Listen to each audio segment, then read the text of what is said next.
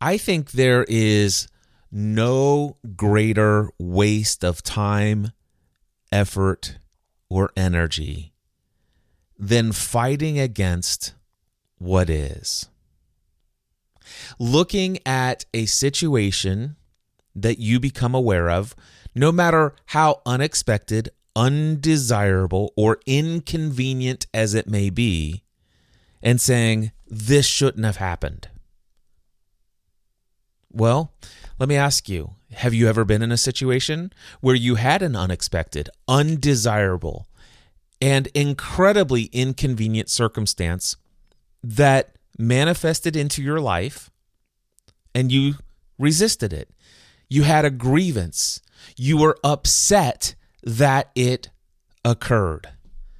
And you were offended. You were victimized in your own mind that this should not have happened. If you're like me, when I had a reaction to these events over and over and over again in my life, I could spend minutes, hours, days, or even weeks, months, or years holding a grievance, resentment, anger, rage, high beta brainwave, stress level inducing brainwave states that put me into a fight or flight system that causes me to be enraged enough to go and take action and conquer that circumstance. And I had done this enough times to where a handful of times I noticed that some actions that took place seemed to bring around some sort of solution or resolution, or something that was an experience that was more tolerable or maybe even desirable as a result. And as I had done that enough, somewhere along my lifetime, I began to develop a belief that the more I stress about something, the more I'm challenged. I kind of need a little bit of a certain level of stress for me to be motivated to take enough action or the right actions to really engage with the situation and finally bring around some sort of activity and action that will bring about results and resolution and desired outcomes. So much so that became the habit, the routine of my life. And in such a way that oftentimes I found myself creating those experiences, sometimes getting a little bit bored. Now, did I do this consciously? No, not at the time.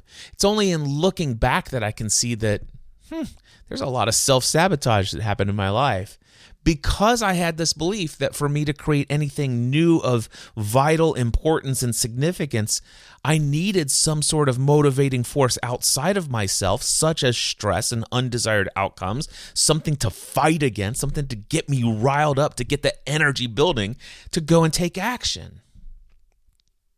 Now, I'm not saying that there wasn't evidence to support that this is how life works and this is my personality and this is how I've learned that I operate in the world.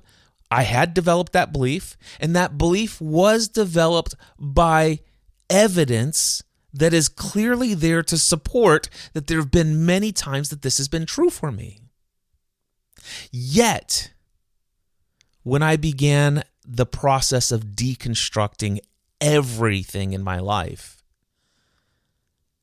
I came to the realization as I evaluated, do I need stress or a reaction that is less than total acceptance of what is, without fighting what is, what has come up, without having some negative emotional outburst or reaction?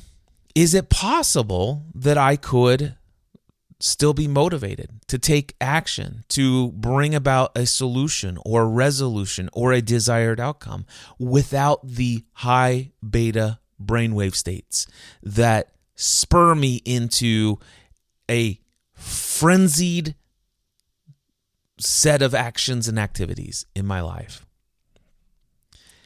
When I began to deconstruct, is that belief true that I need that I need to continue to have enough stress, enough of this in my life to take action, I realized that belief did come from, I could actually point to a handful of times where I had been pressed up in my mind, my perception. I had been so backed into a corner that there was no other option than for me to finally fight back, and I had a significant breakthrough.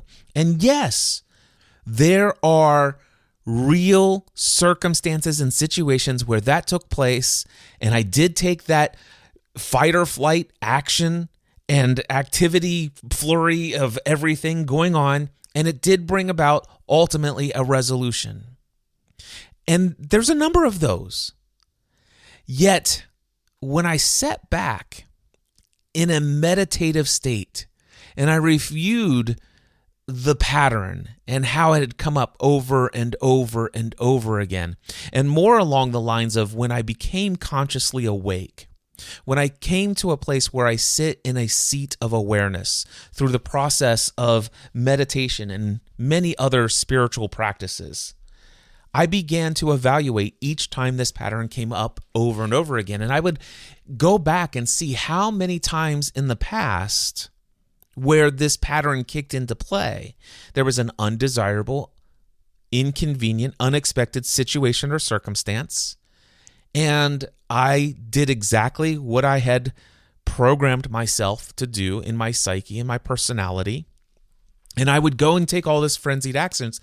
And ironically, because my belief was when I get backed into a corner, when there's enough stress, I get motivated and I finally take action and I get results. That was the belief. Now, the interesting thing is when I have a belief, I've learned that my subconscious mind will help me have an experience of life that is in alignment with what I believe to be true. So if I believe that stress, that anxiety, that worry, that concern is what motivates me and I kind of need that, my subconscious mind is going to filter all of my experiences and all of my past, and it's going to pull out all of the evidence that will support that belief, and it will distort or ignore all of the evidence to the contrary. But when I came to a place in my life where I'm living consciously aware of what's going on in my body, in my brain, in my mind, when I sit in what's called the seat of awareness, I recognize there's so much evidence to support that was not necessarily the best way to get motivated.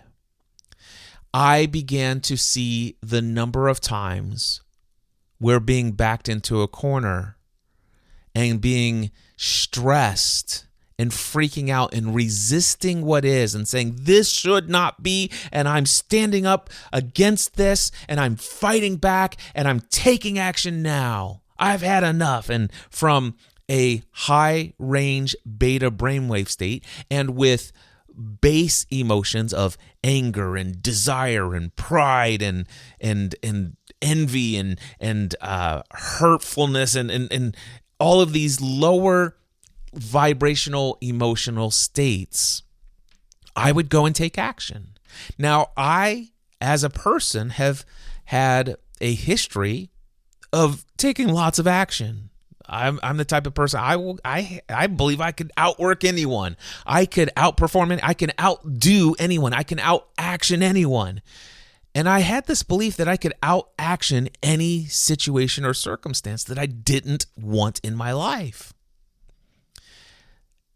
And many times what happened was there's lots of evidence. There's a lot more evidence out there that my brain had conveniently, or my subconscious mind had conveniently ignored.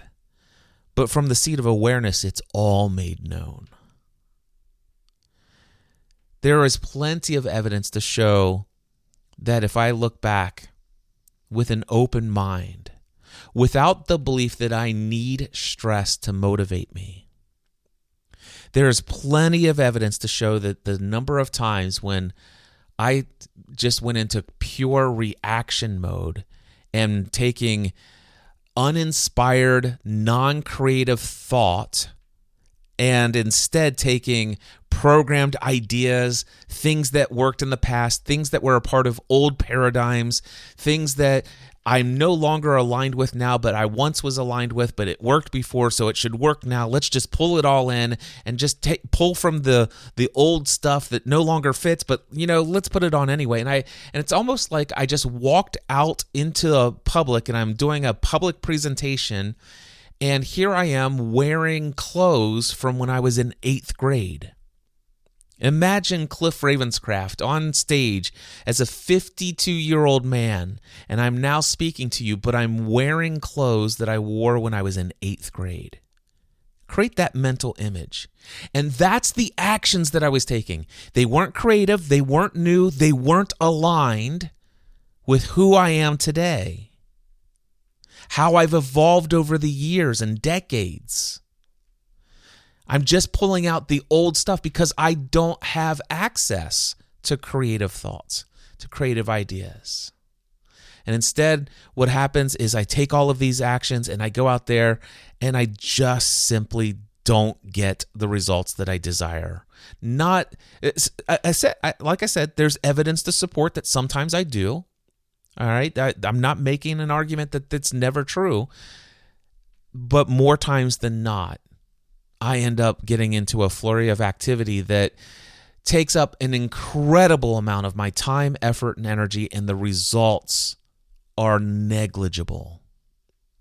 And sometimes many times, and it's amazing how I can have some sort of form of cognitive amnesia, I'll call it, where I forget about all of the burnout over and over and over again, where I get sick physically because I'm working myself too much and my body's like, okay, I've had enough, but I'm not listening to it. I press through. I'm working till 3 or 4 in the morning. I'll get up at 6 a.m. even still, and I will keep pushing and pushing and pushing with all of the stress and cortisol and everything, staying in a high range beta brainwave fight or flight state of consciousness for hours, days, weeks, or months at a time. Anyway, I share all of that as a background to the conversation that I'm going to play for you right here. This is yet another conversation I had during one of my live stream Ask Me Anything sessions. The gentleman I'm speaking to now is Michael Jones. He and I have had previous paid coaching encounters. He's signed up for several of my coaching packages over the years. We've always had some of the most profound conversations, and I am thrilled that I'm beginning to have the opportunity through these Ask Me Anythings to take some of these deep conversations. There have been so many times when I wish I could have a coaching conversation that was confidential, one-on-one, just between me and this client. So many times, there have been times where I say, man, I wish the world could witness what came out in this conversation. And I'm thrilled that some of these conversations are proving to be like those, and yet not under the blanket of confidentiality, but instead people who are willing to come to one of my live streams that simply starts with the question, how may I serve you? And without any further ado, here is that conversation right now. Michael, how may I serve you today? Well, I've been kind of mobile, so I've been listening on YouTube to you and your last discussion. And one of the things that I've always wondered about, and your discussion about your journey with the insurance and with all the other things that you got going on, is I believe that a good entrepreneur has a high tolerance for risk. Yes. Right. And so your decision to leave a very lucrative business in insurance was a risk to a degree. Now, you did it for a reason, because you wanted something different and you wanted to serve differently. And then you were talking about the home equity line of credits. And I'm thinking, wow, I don't know that I got the stomach to do that, but I'm not in your position. I don't know what you know. I don't know, those kind of things. So what's your impression of that? I've let that, of course, if you what's that quote that if you something for your limited beliefs and you get to keep them, what's the word I'm missing? If you defend Fight your for, if you defend or defend. fight for your limiting beliefs, you will always get to keep them. Yay. So so that's my thought about risk tolerance as an entrepreneur. And I wanted to get your thoughts on that. Well, risk tolerance is nothing more than a perception game. Mm-hmm. One of the things that was in the conversation that you witnessed just a few moments ago when I was talking with Jeff was the idea that coming into this world and having a human experience is risky in and of itself. We face death every day. And none of us is guaranteed to make it to the end of the day alive. One of the things that I said in the beginning of the conversation I had with Jeff was the fact that it's 2:36 right now. I'm not guaranteed that I'll make it alive to the end of our conversation. I could drop dead in the middle of a sentence. So when I think about risk, the reality is that nothing is truly certain. Nothing is truly assured. And I've come to more belief in the fact that there's nothing more risky than actually just living life. And so when I think of it from that perspective, the other thing is okay, if I think about what the world standards of success and all this other stuff, and at some place you should have this kind of money, blah, blah, blah. Here's the one thing I do have some level of certainty about, that if I die, I'm not taking any of it with me. All right, so there's no amount of money that I could have in any sort of bank accounts where that's going with me anywhere. The interesting thing is, no matter how much money I have in any bank accounts, it's always equally more than what I had before I came to this planet, before I was born. So if I came to this world naked with nothing, look where I am today. I have life, I have oxygen, I have a roof over my head, I have loving relationships, I have so many different things that are far more valuable to me than any amount of money. There was a gentleman that I have been engaging with via email. He recently reached out to me, and he shared with me a couple of episodes to a podcast he used to produce many years ago. And I was listening to the examples that he shared with me, and one of them was that if somebody offered you $1 million to cut off one of your legs, would you do it? And almost every single person on this planet would say no. So obviously, that you're having the use of both of your legs is worth far more than $1 million. And do you wake up every day and think about how thankful and grateful you are for the fact that your legs are there and operational? And we're not guaranteed that. We could have a history. I've got 52 plus years of experience of waking up days with my legs working. I'm not certain or assured that will be true tomorrow. But you know what? I'm incredibly wealthy so far with the legs that I have. And I could sit down and go through all of those things. But the thing is I've come to a place in my life where I recognized all of it could be taken away. My kid, any one or all of my kids could be taken away. My wife could be taken away. My money could be taken away. My health could be taken away. Everything I have is not certain.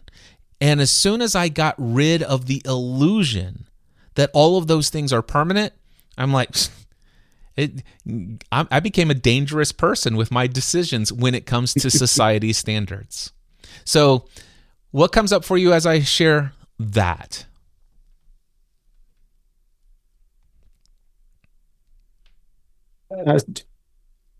a lot of people talk about having a gratitude journal to remind them of things.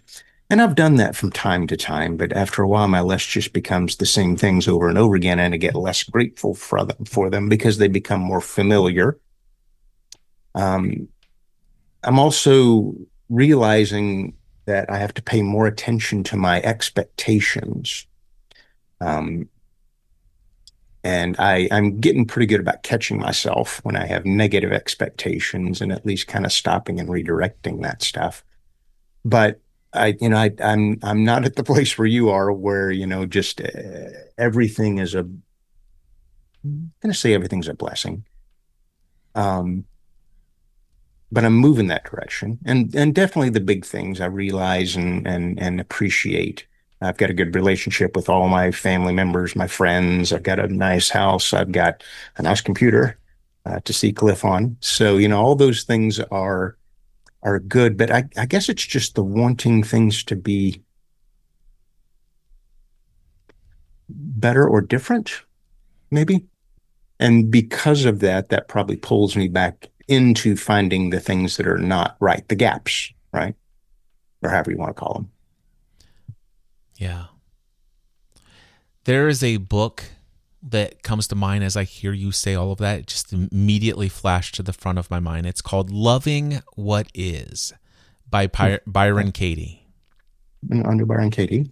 Yeah. I haven't heard of that book. Loving What Is. Mm-hmm. Byron Katie is somebody that I would describe, I'm not sure if you're familiar with this language, but somebody who would seem to be an enlightened being walking this planet. Mm-hmm. Okay? She certainly has a level of clarity about life itself that's unique. And she has developed a framework called The Work. All right. Mm-hmm. So you may hear people saying doing the work, Byron Katie's The Work. And the work is nothing more than a series of questions. And so when we take anything in our life, any relationship, and of course we think often of, when we think the word relationship, we think of people, but really any situation or circumstance with anything is a relationship. So think about a gap. Just name any gap that somebody might have that's not a relationship with a person. Just yeah. So it could be income. Okay. I'm not where I want to be in income. Okay, I'm not where I should have more income than I have right now. All right? Mm-hmm. That is a judgment, all right, of my relationship with money. So do you see how it's a relationship? It's a relationship with money, and my judgment is I should have more money than I have right now. And so basically there are 4 questions. Let me see if I can find them. Have you ever had that, by the way, have you ever had that judgment? I should have more money than I have right now? Oh, sure. I should be further along in my career. I should have more money. I should have whatever. Okay. Which one of those is the most resonant for you? Right now it's the income. Okay. Let's do the income. So I'm going to pull up Byron Katie's work here. So I'm just pulling a Notion here. Katie, The Work, and it will pull it up for me. Universal beliefs. No, I don't want that. Okay, the Judge Your Neighbor workshop. Okay, so here I'm just gonna. I haven't done this stuff for a couple of years, but I'm gonna see how clunky I am at it today. We'll see. This, by the way, this is risky, right? Trying to do something new live. All right. So Michael, let me ask you this. I should have more money than I currently have. Is that true? Yes. And by the way, these are yes or no questions. Is that true? I should have more money than I currently have. Is that true? That feels true. Okay, great. However, I need a yes or no answer. So I'm going to ask you again. And by the way, there's no right or wrong answers here. It is what feels true. So I'm going to ask you again. You should have more money than you currently have. Is that true? Yes. Okay. Can you absolutely know for certain that that is true?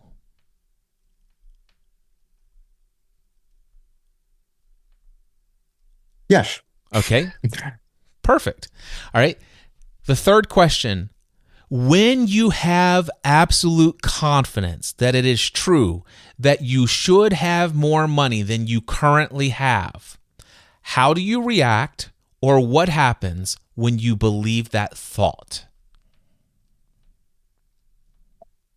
That can't be a yes or no. That one's not a yes or no. So you have this certainty that it is true that you should have more money than you have right now, which, by the way, is nothing more than a thought. Expectation, yeah. All right. How do you react or what happens when you believe that thought? The first thing that pops in my head is just it's a different energetic state, right? So describe the energetic state. How do you react, and what do you feel? What happens? What is it? Don't describe what it is, but tell us what it is. When you believe, without describing, when you believe the thought you should have more money than you currently have, how do you react? What happens? In some ways, it makes me a little more driven to find a solution. In some way, it makes me a little less focused on one solution because I'm looking at multiple solutions. I probably am not as focused. I'm probably less creative and more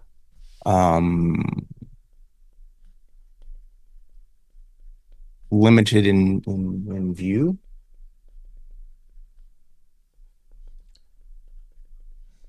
So I heard I am less focused, less creative, and limited in my perspective when I believe that thought. Yes? Yes. Okay. Who or what would you be without the thought, I should have more money than I currently have?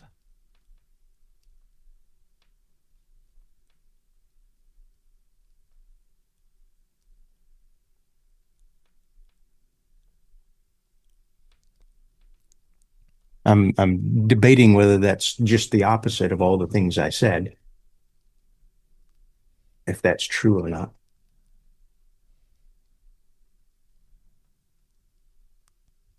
It's probably mostly true. Have you ever had a time in your life where the thought did not preoccupy you that you should have more money than you currently have? Sure. All right. In those situations, what was true about you then? Back to that, I had a different energetic state, which just means that I looked at things a little more positively, had a little more positive expectation. I enjoyed things more because I was able to help people. I was able to do things. I was able to have more choices, which gave me back to more opportunities to have an impact. Excellent. So, can you see any good reason to drop the thought that I should have more money than I currently have? I think it's because I'm concerned I won't be as driven. That's so let me ask you, let's do this one real quickly. Okay. As a yes or no question. Can you think of any good reason to drop the thought, I should have more money than I currently have? A good reason, yes. Okay. What's that reason? I think it'll put me in a different state, a state that may be a little better for good solutions and less flailing. Okay. So I'm just going to use your own logic here. So what I'm hearing you say is that when I do hold on to the thought that I should have more money than I have right now, I'm less focused and less creative. But your good reason for holding the thought that causes you to be less focused and less creative is that it's more likely that you'll find your way to success and more money without flailing. Is that all? Does that align? No, it's not aligned. I mean, trying to remember exactly what I said, but the driven part was the concern that I won't keep, and that's driven is different. Driven is just working hard, right? Driven is just trying to find a way to push through.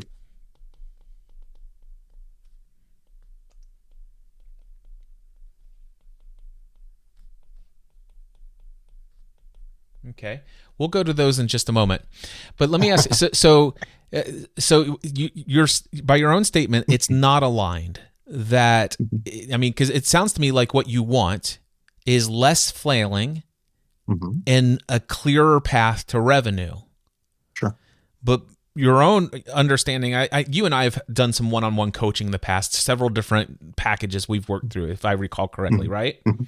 So I'm very much aware of several conversations you and I have had before. So I already know enough to know that you understand clearly that for you to have the most effective path to more revenue and the least likelihood of flailing, you would benefit if you had more focus and more creativity and access to creative thought. Yes?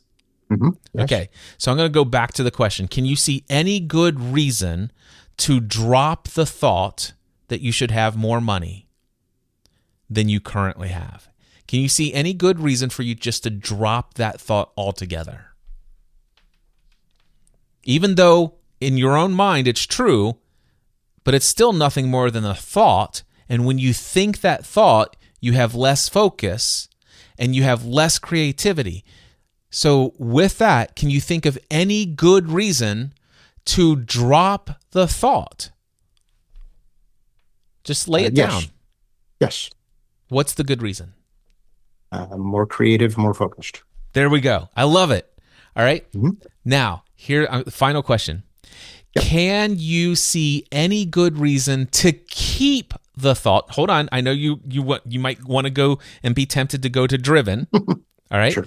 Listen to the full question here. Can you see any good reason to keep the thought that does not cause stress?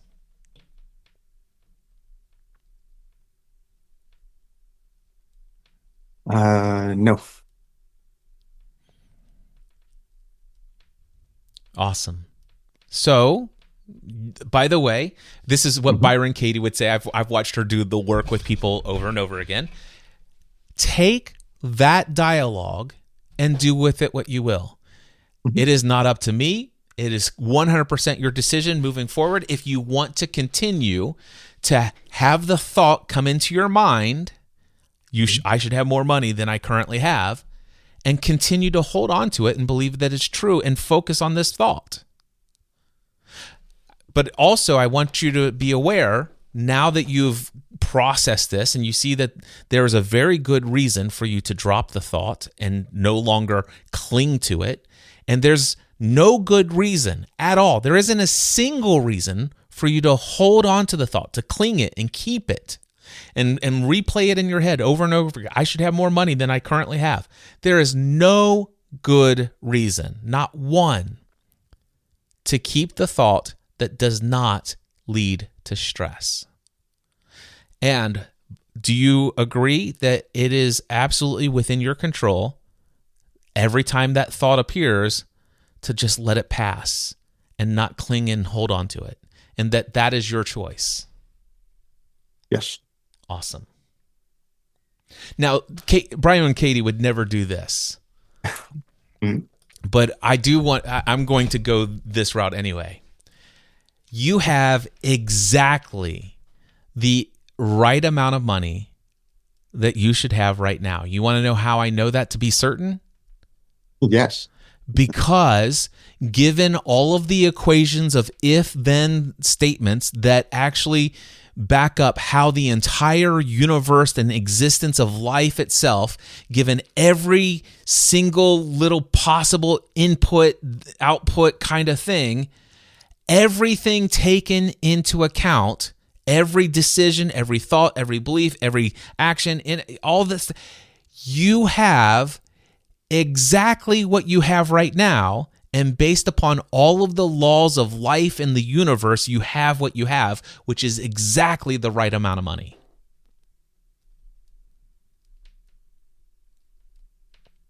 And there will never be a day in your life where you don't have exactly the right amount of money than you have, than you should have. You should always have exactly the amount of money that you have. You may wake up one day in the future and have you may have millions of dollars in net worth. And at that moment in time, if you ask yourself the question, do I have the exact amount of money that I should have at this point in my life? The answer will be yes. The next day, the stock market could crash and they make something illegal and blah, blah, all this other stuff, and all of your money is completely gone, and the only amount of money you have is the 2 nickels in your pocket. You have 10 cents. And if you were to ask yourself that day, is this the exact amount of money that I should have? And the answer will still be yes. You will always have exactly the amount of money you should have. Do you see that? Mm-hmm. Now, we could play around with how much money could you have, but that's a different thought. Yeah. Let me ask you this. Well, actually, no, let's go to the other thing. Let's go to driven. Okay. I need to focus Mm-hmm. on my lack of income to remain driven to earn more income. Now, I'm paraphrasing, but would you agree that that's the kind of statement that you were thinking about, or at some level or at some layer? Yeah, there was some word in there that I was hesitating at. Yeah. But yeah, I mean, I do think that, when you're behind on something, whether that's perception or whatever, that a lot of people want to close that gap, whatever that happens to be. So if I need to, make payroll, I'm going to get busy so I can make more sales so that I can make payroll. And if that wasn't a pressure, maybe I might not work so hard. Maybe. All right. So we've got a lot of maybes and a might nots. Sure. But is there anything in you that said, well, let me ask you this. Do you think that it might be possible for you to be driven to generate income without the thought that that there's a gap, that I'm somehow lacking, I should have more than I currently have? Do you think it's possible to be driven without that thought? Yes. All right. So let me ask you this. What do you think might lead to a more compelling, enjoyable, and fulfilling life? Being driven internally by some other means, or being driven by a focused feeling of lack that I don't have enough? Sure.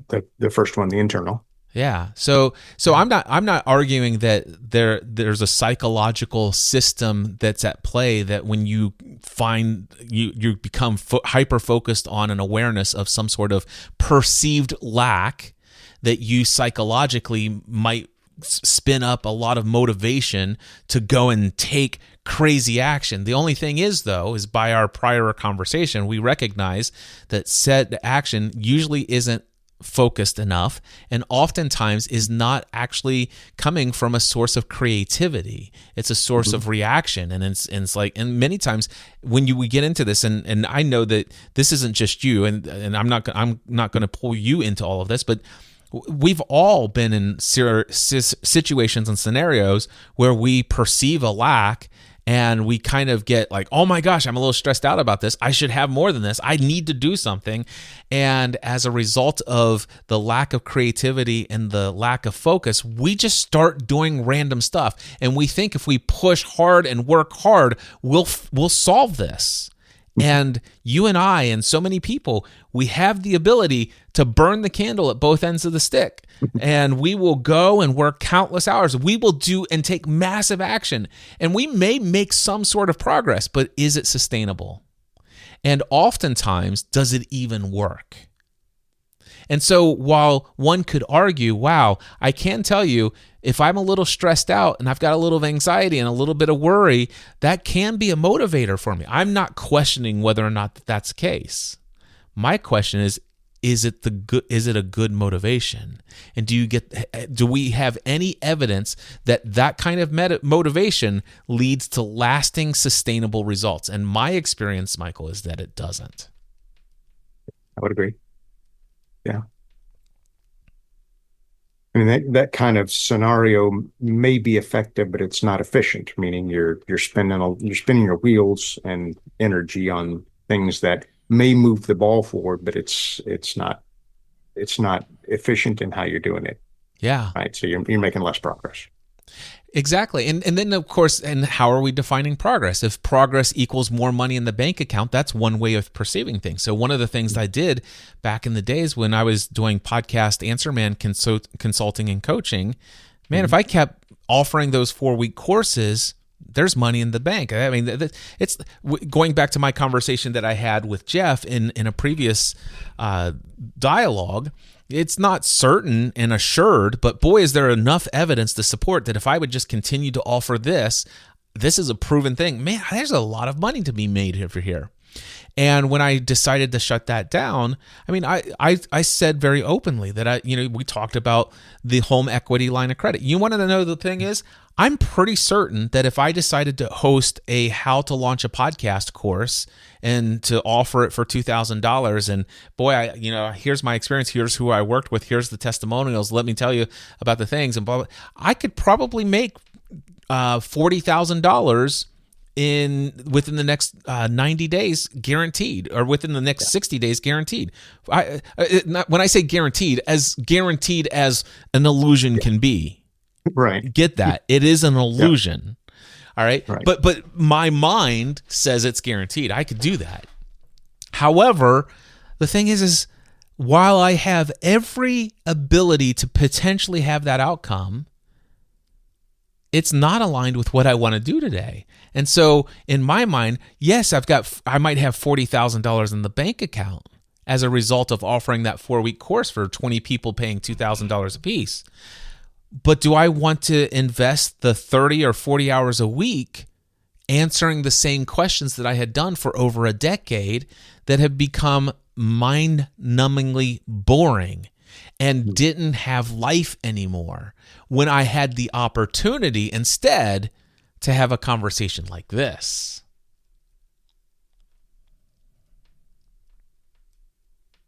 Yeah, a lot bigger impact. It's not even just bigger impact. It's just the fact that, Michael, I would have no joy and no fulfillment if you were to say, hey, Cliff, here's my question for you today. I have the Rodecaster Pro 2, and I bought this external audio device, and I also have this wireless mic, and I'm having an issue where I'm only able to hear my voice in the right headphone of my thing. I'm going to tell you right now, I would not entertain that conversation today. That's not what I'm here to do. It's not that this is more. It's just that conversation is no longer aligned with how I want to be and what I want to be and what I want to do in the world. It's not so much about more impact or influence as much as is alignment with how I choose to be in the world, not what I choose to do. Not the impact that I choose to have. It's just, who do I want to be in the world today is not a technical answer to questions about podcast stuff anymore. I love playing around with people's perceptions, concepts, beliefs, ideas. There are things that I perceive to I have an understanding of that is that has escaped the awareness of a majority of humans, and because of that, it's super easy for me to see where people are stuck and ask some questions that poke holes in people's perceptions of their stuckness. And so one of the things we can do, let me ask you this, Michael. Should you have more money than you have right now? Yes or no?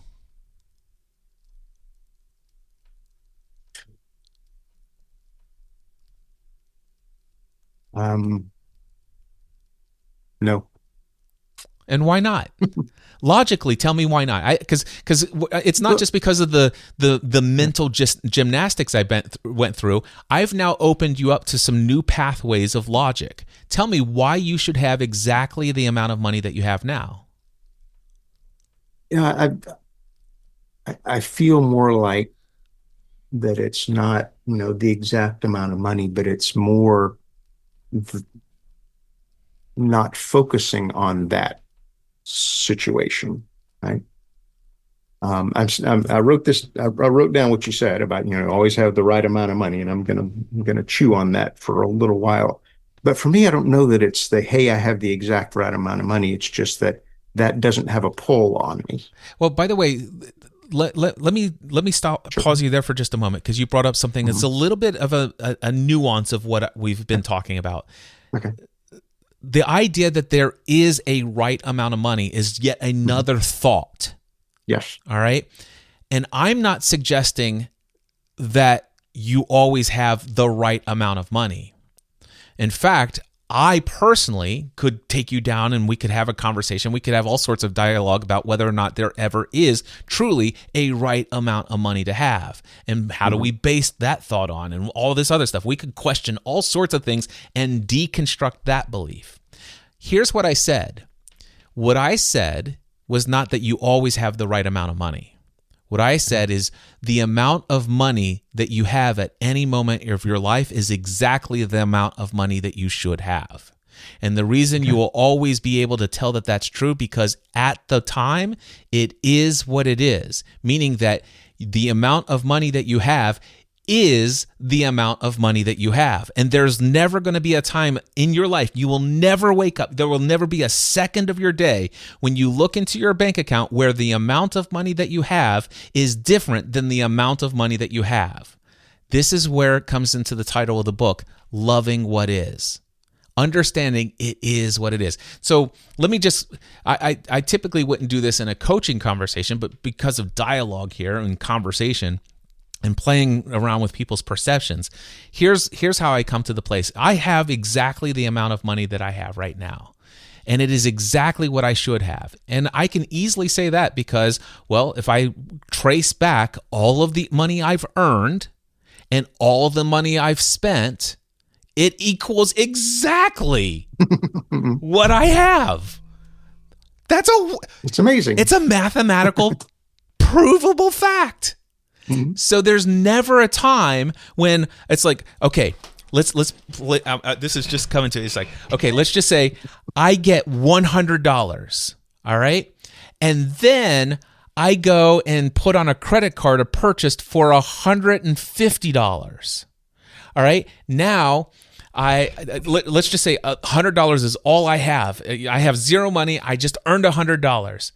And I fully anticipate that there's another $100 coming because I'm certain of it because of my illusion of past equals the future. All right. So then I go and make a purchase for $150 on a credit card. I'm absolutely certain that when the bill comes in, I will have another $100 where I will be able to pay this off. I will have $200. Well, let's just say that I propose to another person for $100 and they say no. And another person says no, and another person says no, and another person says no. So that's three different people that I asked to pay me $100, and none of them said yes, right? So the first thing is I should have $300 more dollars. I should have $400 now. The 100 I had plus the 300 I proposed because I thought they were all going to say yes. So should I have $400? No, I should still only have $100. Why? Because the people said no. All right, so now I've been doing this, and it comes time to pay my bill for the credit card, and the credit card says, "Hey, Cliff, you owe us $150. Please pay us." And now all of a sudden I pay them $100, but now I'm $50 in debt. And there's interest on that debt, and I have to pay for it. Do you realize that that's exactly the amount of debt that I should be in? It's a mathematical formula. There's never a day when I will ever have more or less money, more or less debt than I should have, because it is what it is. And that's true of practically everything in life. And the thing that pops into my head is, well, maybe you should have talked to 9 people instead of 3 people. No, you shouldn't have. You shouldn't have. You want to know how you? I can absolutely say with certainty that you shouldn't have talked to more people. And the reason I can say that is because you didn't talk to more people. You shouldn't have. And the reason why you didn't talk to more people is because of your beliefs and concepts at the time. I'm tired. I'm just afraid that the next person... There's an infinite number of reasons why you didn't talk to more people, but the truth is you didn't talk to more people, so you didn't ask more people to say yes, and so therefore, because you didn't ask more people to say yes, more people didn't say yes, and so no, you shouldn't have talked to more people, and I know you shouldn't have talked to more people because you didn't talk to more people. So there's no value in saying I should have talked to more people. What there might be value in asking is, why didn't I talk to more people? Mm-hmm. Could I talk to more people in the future? Is there things that I can learn about my approach? What was it about the person who said yes and the 3 people said no? What are the differences there? Are there little nuances that I can learn? And just because the last 3 people said no, does it mean that more? No. And so I have the option to choose to ask more people in the coming weeks. But no, I shouldn't have talked to more people. There will never be a time where I should have done more than what I did. And the reason I know that is because I did what I did.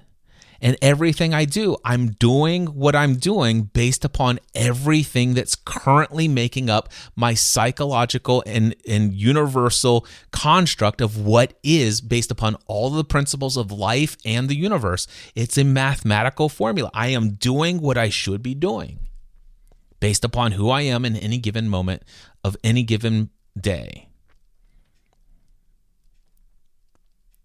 The trouble that we find, the trouble that we find ourselves with, and this is why I bring up loving what is we have so much resistance to what is and what has been. We argue against it, but there's no amount of judgment against what is. I shouldn't have cancer right now. You could get as upset and ticked off and peeved. Look at all these other people who have this amazing health, and their bodies are so healthy. And look at all the cigarettes and the booze and everything that they do. And I am the model. I do everything. I've done all this, and I have cancer. I shouldn't have cancer. No, you should have cancer. Why? How do I know that? Because you have cancer. That's it. And that's where this book gets, I'm going to some pretty deep things, but this is exactly what this book is. It's so challenging. I've watched Byron Katie work with a lady in one of these videos, and she's probably about maybe 150, 200 pounds overweight. Her husband cheated on her, and it's like, I shouldn't be overweight. My husband shouldn't have cheated on me, and all this other stuff. And when it's like, when I was first introduced to this work, it's like, wait a second, is Byron Katie going to say, yes, your husband should have cheated on you? You know how I know? Because he did. And I'm like, how do you, and I had so much it's like, until I read the book, until I watched it. And I will tell you what, everyone I've ever seen her do the work with drops the thoughts that anything that has ever happened should have been different than what it was. And by the way, there's actually something in this book called Loving What Is by Byron Katie. She actually has something called The Turnarounds. And those are a little bit more deeper concept and stuff like that. But I would encourage anybody who might be listening, go and read this book, Loving What Is. It's a really incredibly powerful book. Yeah, I've got something of hers, but I can't remember what it is. What it is. Um, but I'll definitely get back into that. Awesome. So, by the way, was there a question that you asked? Oh, we just started off with risk. Risk. All this started with risk. Oh yeah, yeah. That's so. Yeah. So basically, what are my thoughts on risk? And again, it's a perception thing. Sure. And then somehow we got on this. But is there anything else you wanted to discuss? No, no, you've given me some things to think about and some perceptions to work on and some resources to read. Excellent. So the great news here is, as you are continuing to make decisions moving forward, anytime the thought comes up, I should have more money than I have now, just let it go. There is no good reason to hold that thought captive. Just release it into the wild. It came out of the wild. Let it pass. Let it go. Don't hold it. Don't give it any more of your time, effort, or energy. Just let it go. Matter of fact, you could even say it to it. Hey, thank you, but I have exactly the right amount of money in my bank account that I should have. And the reason I know that is because, let me show you. Here's my bank account. That's how much I have. This is reality, and it is right. The universal accounting system is never going to fail. It is what it is. So there's nothing I could do to change what is currently. What I can do is I can learn about all of the things, and I'm going to creatively think about what I want to do next. I'm going to find something to focus on, and I'm going to pour my energy into that without any concern about what is, but instead what I want to create. Yeah. Definitely more empowering. Right. And then all of a sudden it's like, and if this kind of ties into the conversation I had with Jeff previously, which will likely be in the episode prior to this if it's in the Cliff Ravenscraft show. So the idea is, if we say, okay, well, I'm going to choose something to focus on, but I'm only going to focus on the thing that I'm certain or assured is going to kind of guarantee results. Well, let me ask you this. Is it true that there's anything that you could focus on that is absolutely certain or guaranteed to produce results? And you may say yes. It's like, okay, well, let's just say that's true. Can you absolutely be certain that that's true? Ultimately, the answer really is no, but still, you could hold on to it. It's like, okay, well, let's just say you do hold on to it, that there is that thing. The question is when you hold on to that belief or that thought that there is one thing that you should focus on that is assured to work, what happens in your life? How do you react? What happens? Well, I get stuck second guessing every option in front of me. Well, what happens when you second guess? I don't take action on any of them. And what happens when you don't? I get in a cycle and a loop of not doing anything, and I'm stuck. All right, great. Can you see a good reason to drop the thought that there is one thing that is going to be assured and that's the thing I should focus on? That's a thought. Is there any good reason to drop that? Yeah, if I dropped that, I'd recognize there is no one right thing that is assured to work, that everything in life is a risk, and I should just choose one and have faith and go forward. It's like, well, then there's a good reason to drop the thought and stop clinging to the thought that I need to find the right path that is assured to work. And it's like, okay, is there any good reason to hold on to the thought that there's one path that's assured to work that doesn't cause stress or doesn't cause this cycle of indecision about all of the options? No. Then drop the thought that there's anything out there that's assured to work and choose the thing that captures your heart and go with it and put your focus and your creativity and this loving what is and asking the questions through this work. It's pretty powerful stuff. All right. Well, thanks for your time, Michael. It's always a pleasure. I think back of the many conversations you and I have had. Are you still doing, is it marketing stuff for people? Yeah, it's more operations work, but yeah, essentially it's trying to help business founders not be so caught up in firefighting that they can't run their business in a way that they enjoy. Gotcha. So you're doing operations works for folks today. Yeah. What does that look like? Just curious, like on a day by day basis. So I work with them in a couple of ways. One, I work directly with the founder to say, let's get your time back, and then let's spend that time on something that actually moves the business forward, right? Because you can get to just like saving money. You can save money, but not spend it on the right things. So we want to get their time back. And Okay. then the second piece of it is how do we get their business to run so that their employees are engaged, so that things quit failing, so that they have to be the head firefighter instead of the CEO of the company. So And is the work that you're doing today with these clients, is it mostly conversational or are you doing implementation at any level? Yeah, I work with them directly. So we come up with a plan that's going to work for them, their staff and their people, but I guide them. Essentially, I'm the trusted advisor that says, okay, let's work through this. This is how we're going to work through it. Is it going like you expect it to go? Let me ask you, just give me, you don't have to, I know some names of clients that you've worked with. They're pretty impressive people, but won't ask you to divulge that publicly. But just give me an example of something that you've enabled somebody to do. Their teams implemented a strategy to free up some of their time. What has some of those solutions been? Yeah, there's a guy who owns a construction company, and he's just overwhelmed, right? There's always something going on. There's things that, processes any construction site. You always got something that's not working right, and so he had to be in the middle of that all the time. But what he wanted was to spend 50% of his time here and 50% of the time in his vacation home.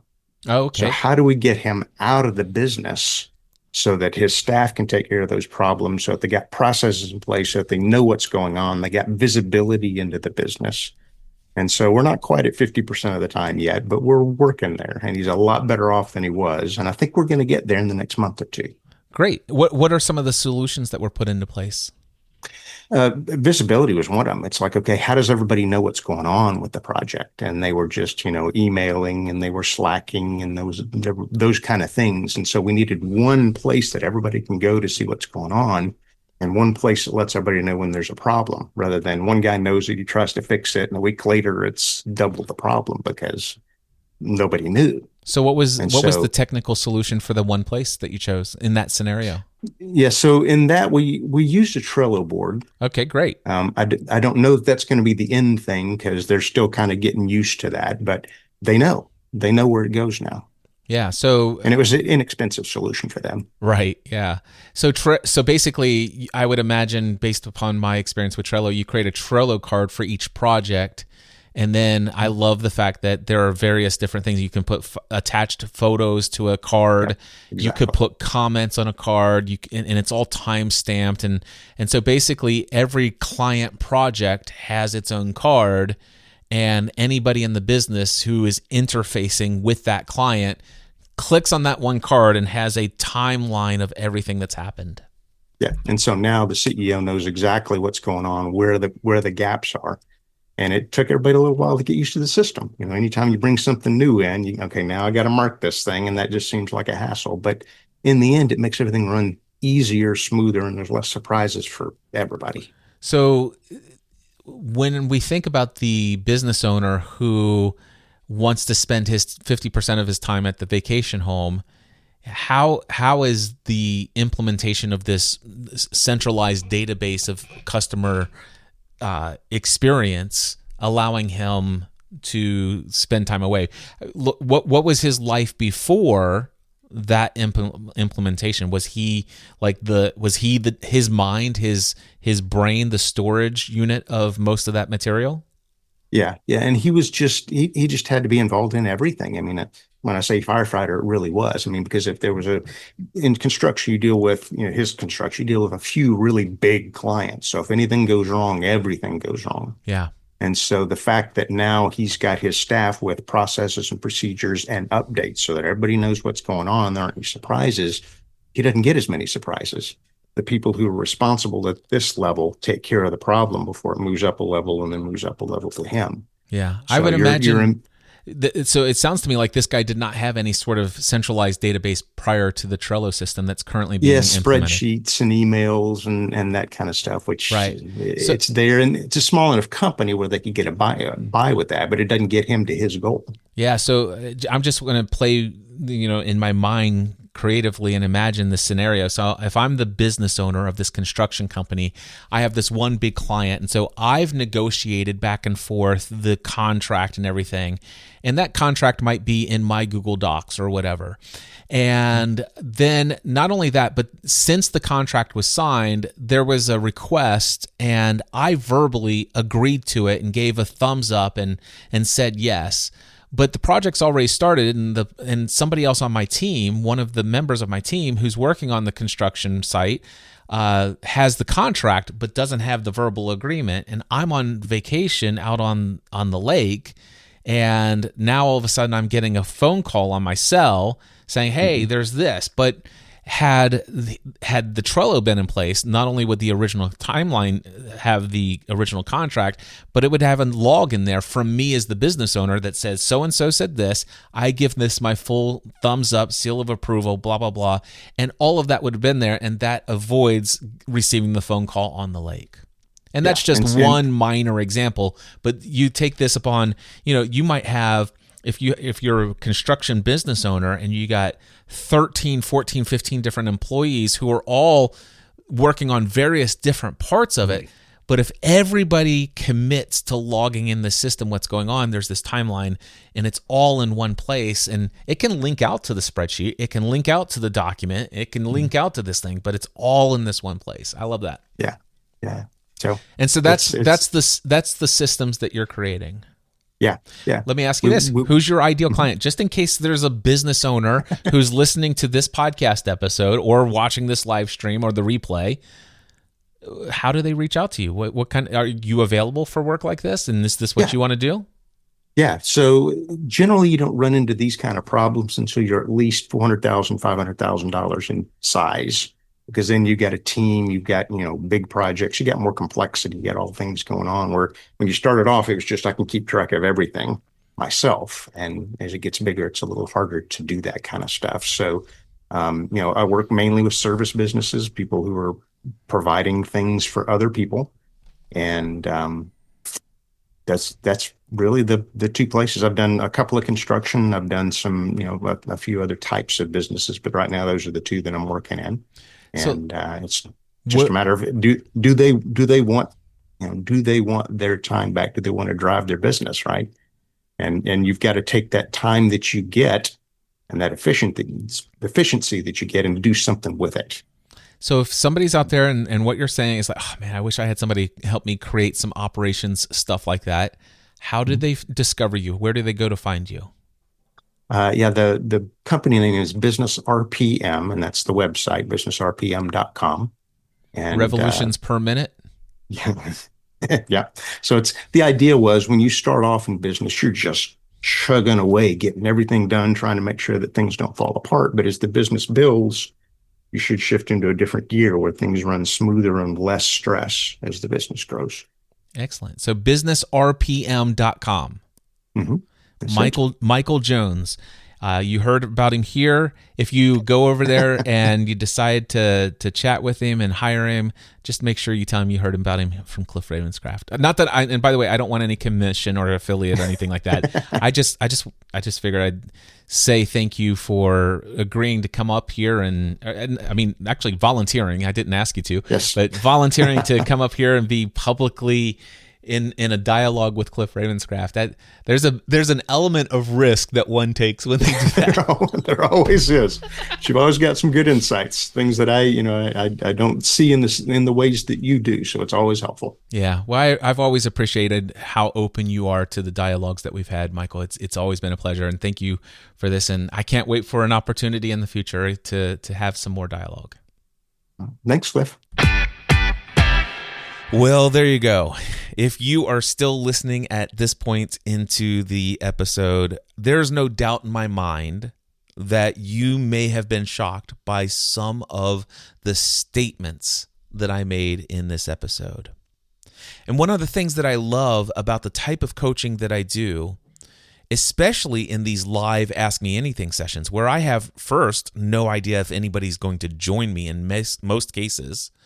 Number two, I don't know who's going to join me. And even if I knew who was going to join me, I don't know what they're going to bring to the table as far as conversation, as far as topic, or as far as what they're facing, what they're experiencing, and as far as how they will respond to the question, how may I serve you today? And so oftentimes what you're getting, oftentimes, every time what you're getting is this unscripted, in real time, this is what's coming through.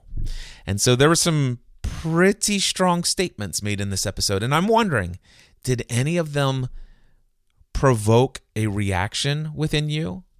Is there anything that touched you deeply? Was there any one phrase that stuck with you? I'd love to hear from you. Email me, cliff@cliffravenscraft.com. If you would like to have the opportunity to have a complimentary one-on-one conversation with me during one of these live streams that may be included in a future episode of a podcast that I produce, if you are interested, it's complimentary. There's no expectation you'll ever become a paid client, anything like that. If you've been a paid client and you'd like to have an updated conversation, feel free to just reach out to me and just email me, cliff@cliffravenscraft.com, and let me know that you would like to join me on a live stream and have a deep, meaningful conversation. And if you are out there listening and saying, Cliff, I definitely would love to have a conversation with you, but I don't want to have it in public. I don't want it broadcasted live. I don't want it put into a podcast episode. But I would genuinely love to have a one-on-one conversation with you. If that's the case, I am available for one-on-one paid coaching, and all you have to do is put paid coaching and some description of what we would be coaching about, what it is that's going on in your world, and tell me that you're interested in a private one-on-one with me. My email address, again, cliff@cliffravenscraft.com.